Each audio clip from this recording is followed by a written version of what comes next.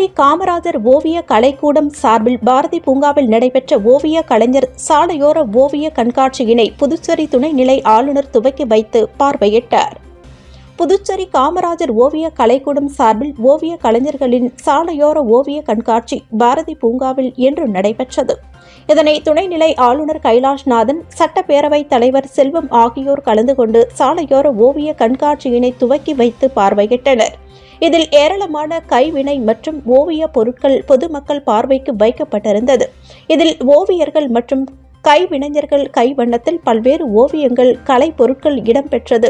இதனை பள்ளி மாணவர்கள் உட்பட ஏராளமான சுற்றுலா பயணிகள் கண்டு களித்தனர். புதுச்சேரியில் கடந்த வாரம் பெய்த ஃபெஞ்சல் புயல் கனமழையின் காரணமாக உசுடு தொகுதி வள்ளுவன்பேட் பகுதியில் உள்ள சுமார் 5 லட்சம் மதிப்புள்ள வெற்றிலை மற்றும் வாழை தோட்டம் முற்றிலும் சேதமடைந்துள்ளது.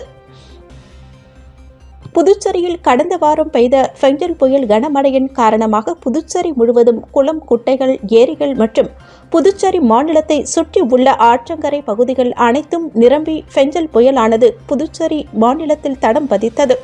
மேலும் புயலால் பல்வேறு இடங்களில் சாலையோரம் இருந்த மரங்கள் மற்றும் மின் கம்பங்கள் முறிந்து பெரும் சேதத்தை உண்டாக்கியது. இதனால் சுமார் 3 நாட்களுக்கு புதுச்சேரி மாநிலம் முழுவதும் வெள்ள நீரால் சூழ்ந்து மூழ்கடிக்கப்பட்டது. இதனால் புதுச்சேரி ஆளும் என்ஆர் காங்கிரஸ் பாஜக கூட்டணி அரசின் முதலமைச்சர் ரங்கசாமி அனைத்து அட்டைதாரர்களுக்கும் 5000 வழங்கப்படும் என்றும், மேலும் கால்நடை பாதிப்பு மற்றும் விவசாய பயிர்கள் சேதம், வீட்டில் சேதாரத்திற்கு ஏற்றாற்போல் வெள்ள நிவாரண நிதி வழங்கப்படும் என அறிவித்தார்.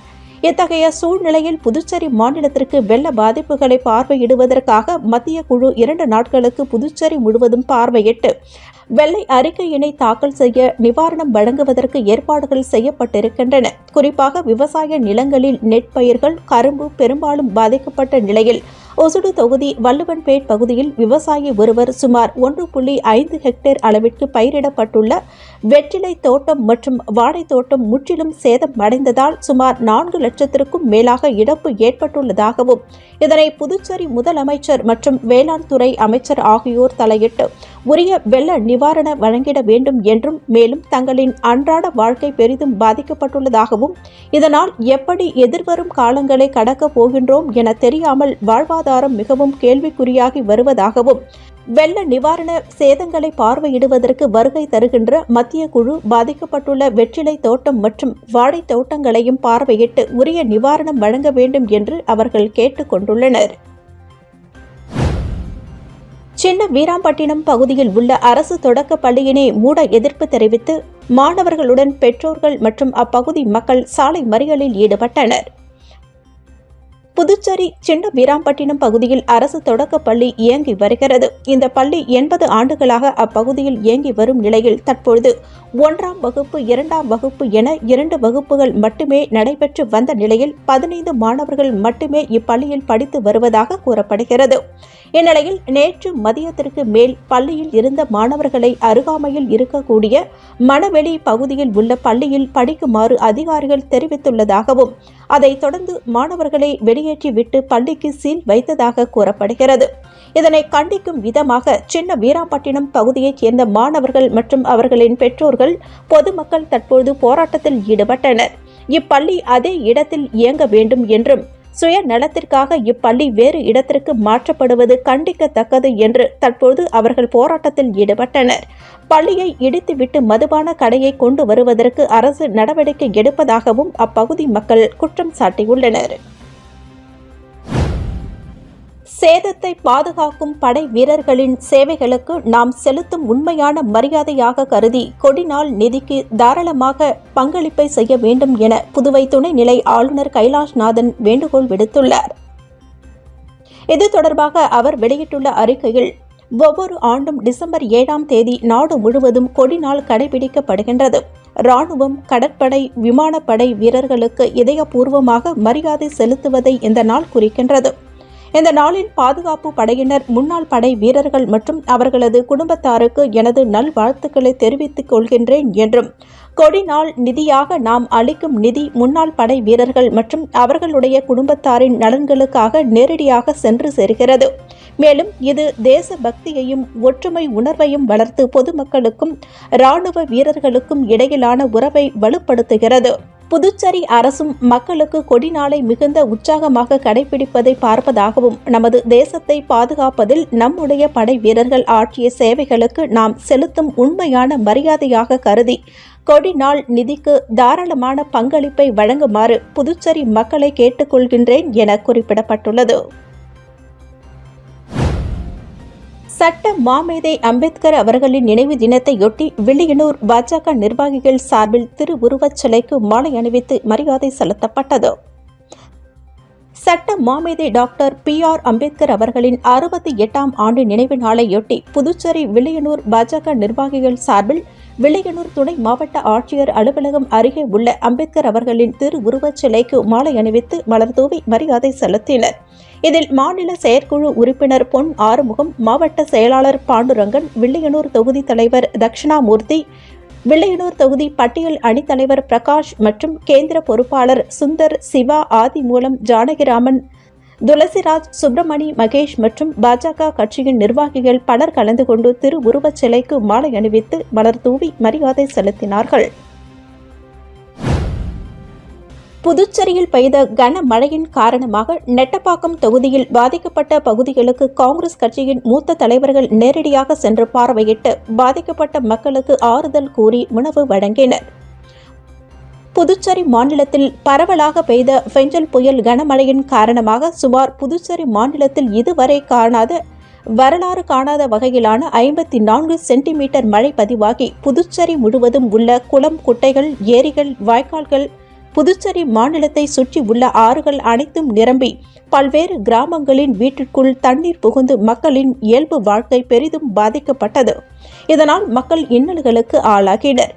இதனை புதுச்சேரி காங்கிரஸ் கட்சியின் தலைவரும் நாடாளுமன்ற உறுப்பினருமான வைத்திலிங்கம், புதுச்சேரி முன்னாள் முதல் அமைச்சர் நாராயணசாமி, லாஸ்பேட்டை சட்டமன்ற உறுப்பினர் வைத்தியநாதன் ஆகியோர் நெட்டப்பாக்கம் தொகுதி பண்ட சோழநல்லூர், நெட்டப்பாக்கம், கரையாம்புத்தூர் மற்றும் பாதிக்கப்பட்ட பல்வேறு பகுதிகளுக்கு நேரடியாக சென்று பார்வையிட்டு ஆறுதல் கூறி அவர்களுக்கு உணவு வழங்கினர். மேலும் ஆளும் NR காங்கிரஸ் மற்றும் BJP அரசு புதுச்சேரி மக்களுக்கு புயலின் தாக்கத்தை எடுத்து கூறி தேவையான அடிப்படை வசதிகள் மற்றும் முன்னெச்சரிக்கை நடவடிக்கைகளை மேற்கொள்ளவில்லை என்றும் இதனால்தான் பொதுமக்கள் பெரிதும் பாதிக்கப்பட்டுள்ளனர் என குற்றம் சாட்டினர். மேலும் ஆய்வின் போது காங்கிரஸ் கட்சியின் நிர்வாகிகள், தொண்டர்கள், பொதுமக்கள் என ஏராளமானோர் உடன் சென்று பாதிக்கப்பட்ட இடங்களை பார்வையிட்டனர். ஒசூடு தொகுதியில் தமிழக முன்னாள் முதலமைச்சர் ஜெயலலிதாவின் 8ஆம் ஆண்டு நினைவு தினத்தையொட்டி அதிமுக முன்னாள் தொகுதி செயலாளர் ராஜமணி தலைமையில் திருவுருவச் சிலைக்கு மாலை அணிவித்து மலர்தூவி மரியாதை செலுத்தப்பட்டது.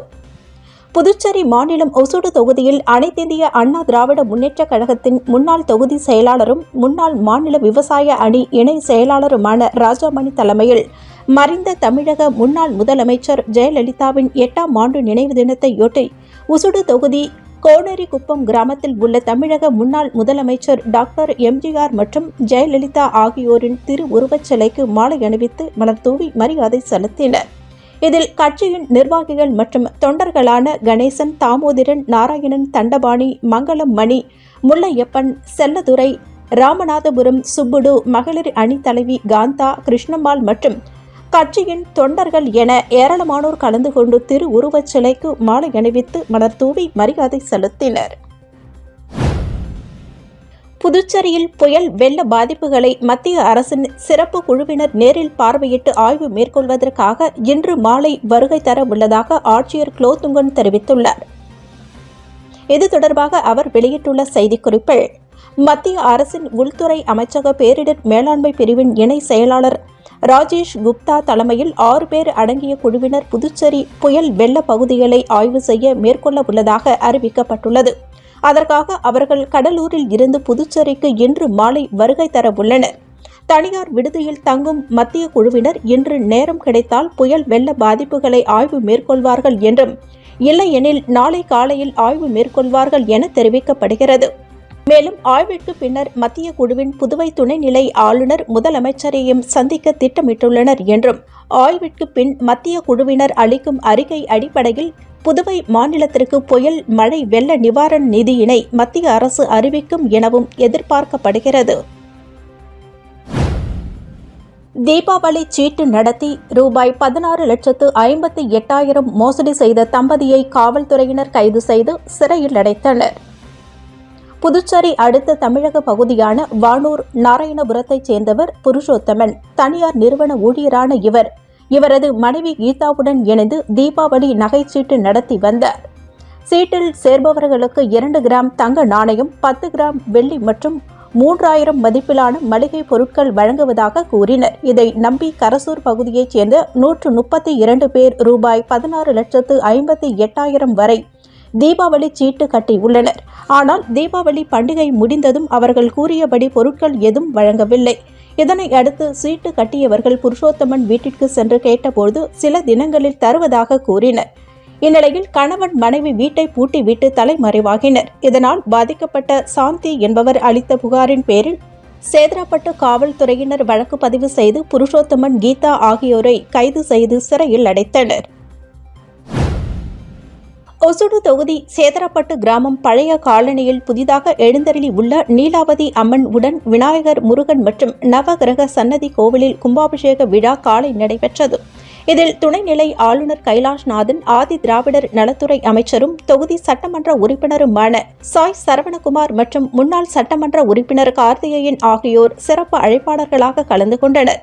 4ஆம் கால யாக பூஜை நடைபெற்ற பிறகு ஆளுநர் மற்றும் அமைச்சர் தலைமையில் கும்பாபிஷேக விழா நடைபெற்றன. முன்னதாக நேற்று முன்தினம் கணபதி ஹோமம் மற்றும் முதல் கால யாகசாலை பூஜைகளும் 2ஆம் கால யாகசாலை பூஜைகளும் மாலையில் 3ஆம் கால பூஜையும் நடைபெற்றது. இதைத் தொடர்ந்து இன்று காலை சிறப்பு பூஜை செய்யப்பட்டு கும்பாபிஷேக விழா நடைபெற்றன.